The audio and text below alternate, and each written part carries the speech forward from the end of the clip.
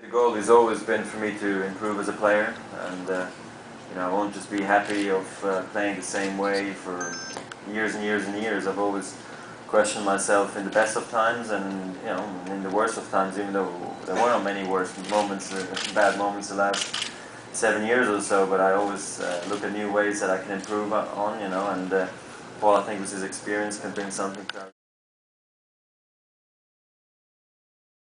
seasons long, and it's the way it is, and that's why for me it was important to take a rest and really work on my game again. So I think by doing that, I'm confident that the results will come back eventually, because I'm doing all the right things, with the last years and stuff. I was definitely disappointed as well that I couldn't, play better right after the Australian Open, which I thought was some of my best tennis I ever played in my life, But I think the lung infection threw me back a bit, lost a bit of confidence, only played 2 tournaments in a 3-month period, and I got through clay and had a couple of tough losses early on, and I started to play better only when Rome came around, and actually played okay in Paris and ran into.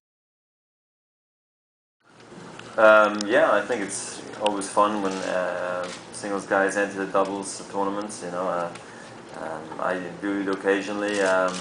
Now having Paul around, I didn't want to spend extra time on warming up for doubles or thinking about it. I just wanted to focus on singles and getting back onto the tour, even though usually after a 6 weeks break or so I do come back and like to have that extra doubles match maybe, but I didn't choose so. But I think it's great that Nadal's playing with Novak. They know each other. I mean, we all know each other. We've been on the council, and they have the same guy who handles the press, and so I'm sure they're very friendly, and it's great for the fans, it's good for the game, so I'm for it.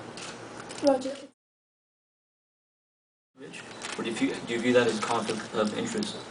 Well, Rafa asked me a few years ago to play doubles in, I think it was Madrid indoors or so, but then I think our rivalry was so intense, I just felt like it was the wrong thing to do. Like you say, it could be like a conflict and not something we should be doing. It would have been great for the game, but I think it would have been a bit of a curveball for everybody. Like, those are fierce rivals, now all of a sudden they're being friendly. I don't think the press would have enjoyed that so much, because they want to put us against each other, not with each other, But today I think we're much more laid back, or me especially too, because I didn't have a rival for a long period of time, and then Rafa came up, and it was great, but I just didn't feel like we needed to play doubles together. But no, I would see myself playing with Rafa. It's just that if I do play, I want to play with my friends from Switzerland, help those guys out, and I'm not playing with other top guys, but I could imagine myself doing that. So it doesn't change my life if it's 2, 3, or 4, really. It doesn't change much in the way the draw is set up, Of course, you could maybe play then #1 in the world in the semis, but that's something I did in Cincinnati last year too. I mean, I played Murray in the semis, who was #2 in the world, and that's just sometimes is something that can happen, and yeah, and as long as you're not number 50 in the world, there's no reason to be concerned. We have 2 more in English. Which is more weight, some don't, I obviously have a very special sort of career, obviously from success itself, but then also I became #1 in the world, and having no coach really. So I went through a period of time which was very interesting, almost at the peak.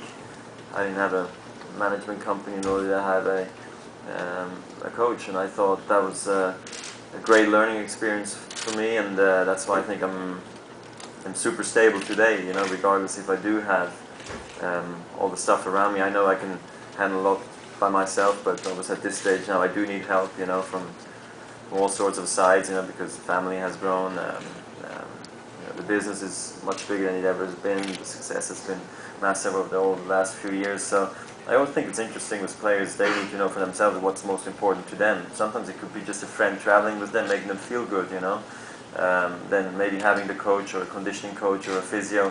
And I think the player needs to know for himself what that really is.